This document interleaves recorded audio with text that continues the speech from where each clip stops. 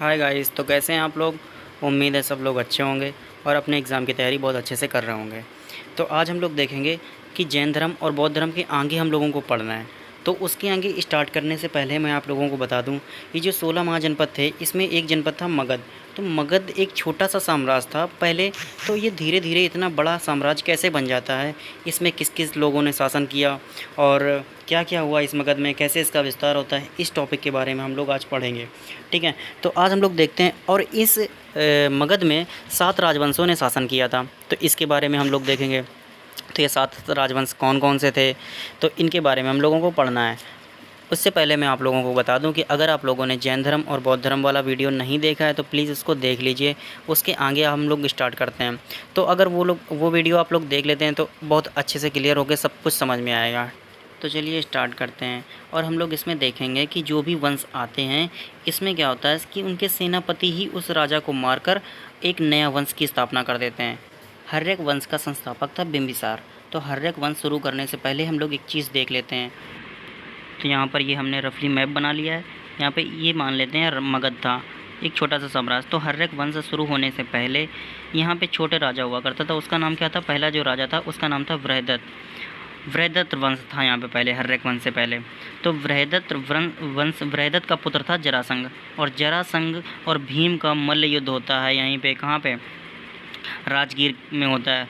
तो राजगीर के किले में होता है। जो राजगीर कहाँ पे, बिहार में। तो जरासंघ और भीम का मल्ल युद्ध राजगीर में होता है, राजगीर के किले में। ठीक है, तो ये चीज़ याद रखेंगे। वृहदत्त के पुत्र का नाम था जरासंघ। जरासंघ और भीम का युद्ध कहाँ पे होता है, राजगीर में मल्ल युद्ध होता है।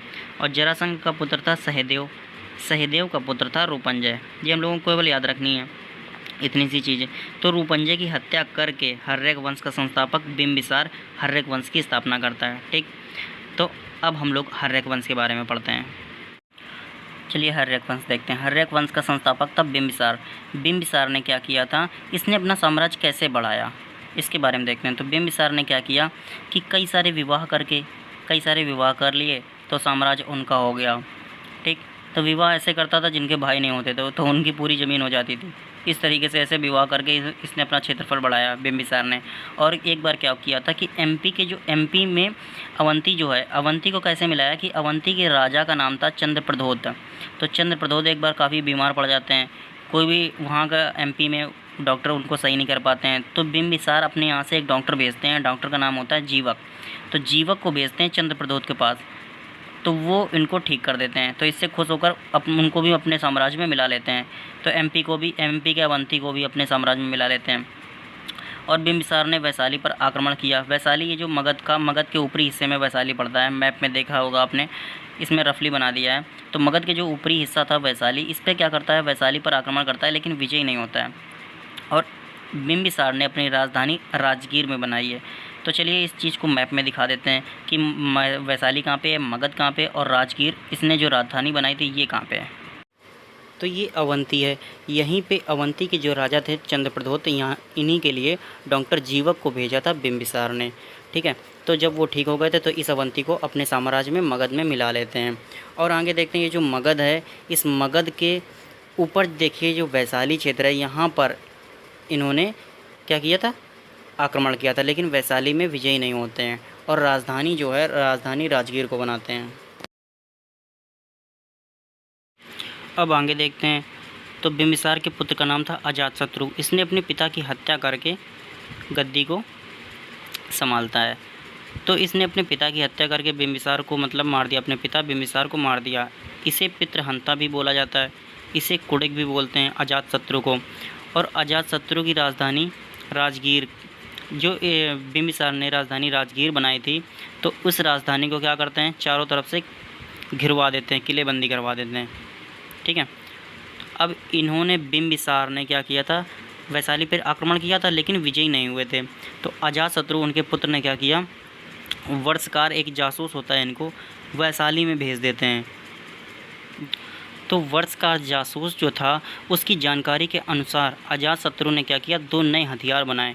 एक का नाम था रथमूसल, एक का नाम था महाशिलाकंटक। रथमूसल से क्या होता था, धनुष के तरीके ये होता था। और महाशिलाकंटक से क्या होता था कि बहुत सारे पत्थर गिरते थे। तो ये दो हथियार बनाने के बाद वैशाली पे आक्रमण किया और वैशाली को अपने साम्राज्य में मिला लेते हैं, वैशाली को जीत लेते हैं।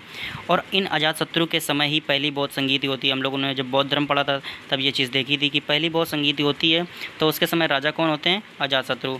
और ये इनकी राजधानी कौन होती है? राजगीर। राजगीर में हुई थी पहली बौद्ध संगीति। और अध्यक्ष होते हैं महाकश्यप। ठीक है, आगे देखते हैं। अजातशत्रु के पुत्र का नाम था उदयन।